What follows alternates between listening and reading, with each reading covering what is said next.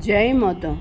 चरणं शरणं रमाम्बिके, चरणं शरणं त्रयम्बके, चरणं शरणं रमाम्बिके, चरणं शरणं त्रयम्बके.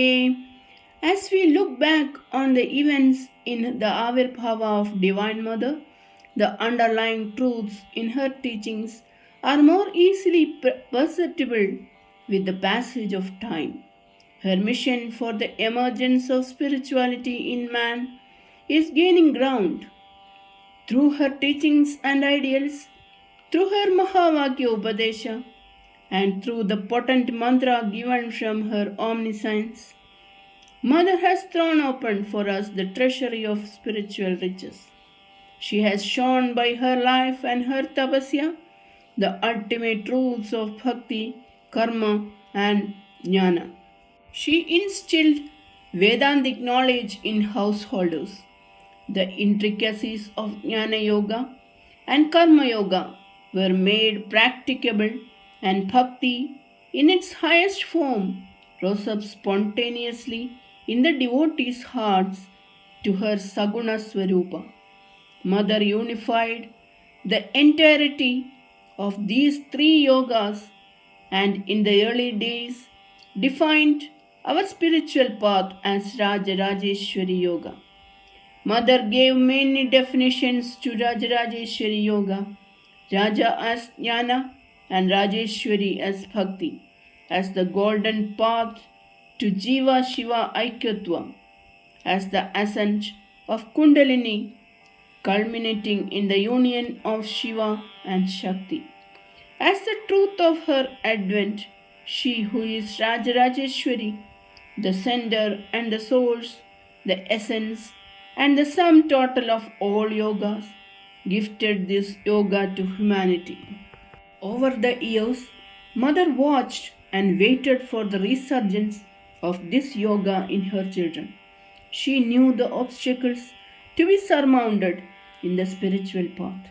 She knew also that her children were householders enchained in attachments and duties of the world. Sri Krishna, after enunciating all the yogas, revealed his godhood to Arjuna in the end with the final call to surrender. So also the mother, just before her Mahasamadhi, bestowed through this Charana Manthra the easy path of surrender to attain liberation. The meaning of this mantra is total surrender to Mother in both her manifested and unmanifested aspects. This call to surrender and the promise thereon of liberation is given only at the time of the Advent. The bestowal of this mantra when Mother was on the threshold of her withdrawal into infinity was the final godly avowal of her compassion and love for humanity. May our perceptions open up to realize the truth that this mantra will go on from yuga to yuga as a most powerful invocation to surrender to the Supreme Shakti. Divine Mother has always advocated Namajapa as one of the greatest and easiest means to achieve God communion. She has said, Japa is remembrance of God which flowers into God attunement. The divine name is love, light, and truth. Name is the savior in distress and danger. If you have practiced the name will appear as the protective force at the hour of calamity. Name bestows peace, and name paves the way to divine grace. Name will make even the impossible possible. What is echoed in the Puranas, what is proved in the lives of a host of devotees, is the power of the name, the marvelous efficacy of the name of God. Name is the creative word. Name is the sound symbol of the Supreme. Name and the one signified by the name are inseparable. Name is omnipotent. When such is the power of Nama Sadhana, how can we measure the power of the mantra imparted by Divine Mother on the last day of her sojourn on earth? The esoteric meaning of the mantra is to surrender absolutely at the Charana, the lotus feet, as the sole refuge. Sharanam indicates the act of taking refuge. The mantra invokes Mother in her manifested form as Ramambika and then as the Supreme Trayambaka, Adishakti, who is not separate from Brahman. Thus, it is also a potent invocation of the Saguna and Nirguna splendor of Divine Mothers in the twin aspects of Ramambika and Tarambika. To the future generations who have not seen Mother, she is invoked in her archa form as Ramambika by the upasana of this mantra. From the beginning, Mother has stressed the importance of Nama Sadhana. She gave Ramanama as the first step in the early days to awaken Saguna Bhakti and the ideals of Satya and Dharma in the householder's life. Later, from 1962, Mother granted the powerful Navakshari mantra to propitiate Devi. Through this mantra, many came to realize her supreme nature as Devi. There were many divine revelations of Mother as Rajarajeshwari, and it culminated in the first Devi Vigraha Pradishtas. From then on, our support was the Mother's name, which was coined by devotees with inner illumination that her name was all powerful. But Shastras say we have to receive the mantra from the Guru. That too was fulfilled when Divine Mother gave this mantra to Mother Tara Devi and her consort. Mother's words are there that to hold on to God means to hold fast to the name of mantra.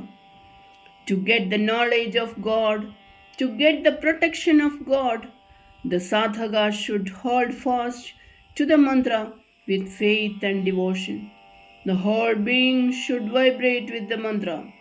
Fill yourself with this vibration, and the mind will not find an outlet towards the world of sense objects. When you are drawn to God through devotion and childlike dependence, you will get the vision of light within and without. That vision of light develops into the experience of the boundless consciousness of God, the one supreme self pervading all existence is realized.